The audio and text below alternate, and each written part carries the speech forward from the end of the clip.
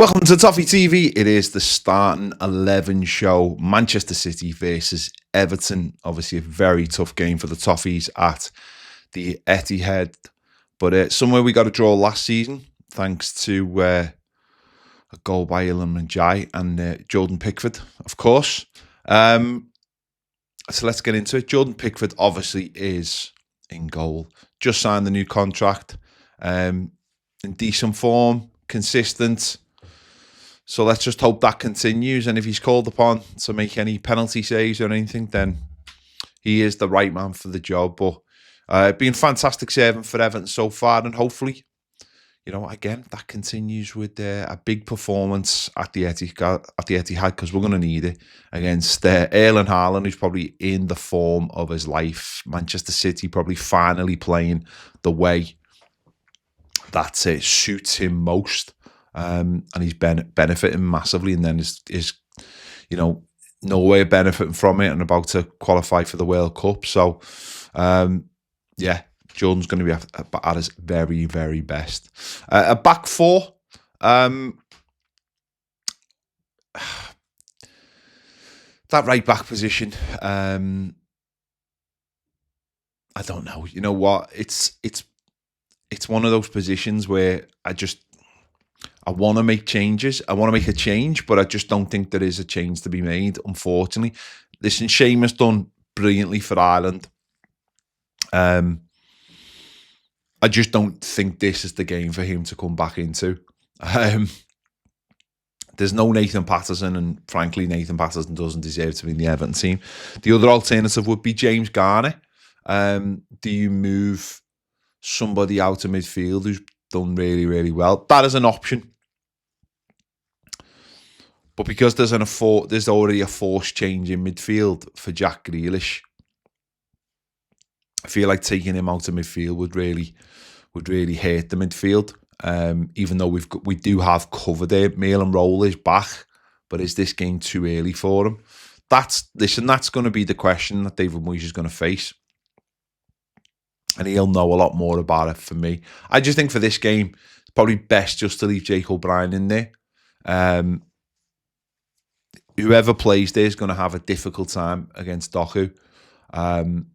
So for me, just keep that consistency. Keep Jake O'Brien in there for now. And just get on with it, to be honest. At left back, Vitaly Mikhailenko's just come through a couple of games for the Ukraine. So that's good. Fitness is good. Again, just got to be at his best. Two centre-backs, James Tarkowski and Jared Brandtwaite. He is fit to play, so therefore he plays for me. I think, we need him back. It'll be tough for him. First game back against Erling Haaland, but I do think if he's fit to play, then he should play. Simple as that, really. So, yeah. Without him, we've done all right, but I do think we have missed him on the ball. I think we've missed his ability in the air. I just think he's a great defender who brings the best out of Tarky as well. So for me, he comes back in. He gives us that balance as well on the left-hand side, which I think is really important. It'll be a tough game for him, but baptisms of fire and all that. And we'll just see how he gets on. Midfield, this is where it becomes a little bit awkward because Jack Grealish is out. I mean, listen, they had suggestions this week from people saying, well, just put Ndiaye on the left, where he played all last season, continue Dibbling. I don't think this is the game for Dibbling to start on the right-hand side. And obviously, Kieran Dewsbury Hall's available again, isn't he? So I'm going to go for the two sort of more sit midfielders of James Garner and Idrissa Gana Gueye. I think that makes sense. We've got consistency. They know what they're doing. Just keep doing what they're doing. Ahead of them, Dewsbury Hall comes back into the side, playing slightly more advanced. Hopefully fit and fresh, had a few weeks off, obviously, missing the game before the international break, so he had a few weeks off, and he'll come straight back into the team, and hopefully he does well, and he'll try and break the lines, try and join up with the centre forward, try and get us on the front foot. But he's very energetic. He gets around midfield. Just be careful not to pick up another yellow card, because the next one will be two game suspension. So we don't want that to happen. But he comes back into the side. On the right hand side, I'm going to keep Njai on the right hand side, and on the left hand side, I'm going to bring Carlos Alcaraz into the team. It's not ideal, and it isn't Jack Grealish, but there again, it's not necessarily a game where we're going to get a lot of the ball, and we're going to be able to play the same way anyway. So having that extra man in midfield could see us maybe shift over one, and Njai become a second striker. Maybe James Garner shifts over to the right, and we have a more compact four in midfield, and we play 4-4-2 at times. Njai will help protect Jacob Brien as well. Carlos Alcaraz pick up the ball. Listen, as I said, he's not a left winger.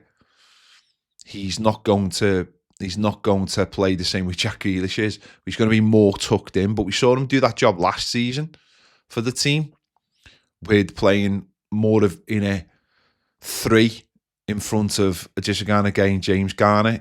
It could, and being a little bit more narrow. I think we're going to need that extra body in midfield, and I think he's the perfect man to do that. It could see Dewsbury Hall shift over to the left and Carlos Alcaraz play more central. I think it does give you options, but I think that's, for me, where we'd be more comfortable, because it is going to be tough. We're not going to have a lot of the ball, and it is about stopping Manchester City first and foremost, and then try and get into the game. Last year, we did a good job on them, because that's exactly what we did. And we got the equaliser, and later on in the game, we had chances to win the game, let's not forget. So we have to be patient. We have to stay in the game and then capitalise on opportunities that Manchester City give us, essentially. So I'm going to go with that for my midfield. And up front, I'm going to go for Beto. Yeah. I've done this so many times, the flip-flopping between the two players. And in my mind, it's like, let's give, doesn't matter now. Let's give Barry a run. But it does matter, doesn't it? It does matter. It's really difficult. As long as Barry's getting opportunities and getting game time and starting some games and coming off the bench for other games, then I think, to be honest, that's just the way it's going to be. And I think Beto finished the last game better, so I think he deserves to start this game. But then it doesn't mean Barry's not going to come on and help, hopefully do something, and hopefully will. Listen, it might get to a point where the manager might look at the situation and go, I'm just playing Njai up front because I need someone to hold on to the ball. But we are where we are. This is the situation we're in. It's not perfect. We just have to wait to see which one of them grabs the chance, which one of them starts scoring goals. Barry, at least, just making a nuisance of himself and starting to do something. I don't know. He just has to start looking alive. And you look at the last game and think you can't keep him in the side after a performance like that. But then on the other flip side of that, I think to myself, well, out of the two centre forwards, he's probably the better one for holding on to the ball. But he wasn't against Crystal Palace. Now, with the change of opposition and maybe being Man City being a little bit softer at the back, might allow him to have a better game. I don't know. Listen, the manager's going to make that decision. I'm just going to go for Beto. It's literally a flip of a coin. I think that's where we all are at the moment, isn't it?